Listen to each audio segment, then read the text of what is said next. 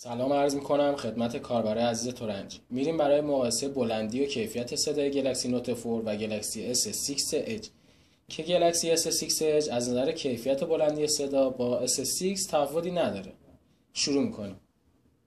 همونطور هم که میبینیم هم برای نوت 4 و هم برای گلکسی S6 Edge صدا رو بلندترین حالت قرار داره.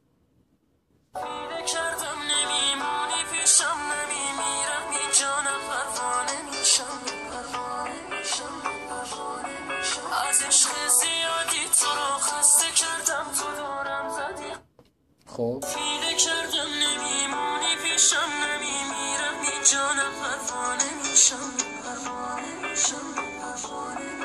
از عشق زیادی تو رو خسته کرد باسی دورت نکردم بازم شوری مشغولم پای سرتم من این بازی و دفعه دوره کردم تو دورم زدی خواستی دورت نکردم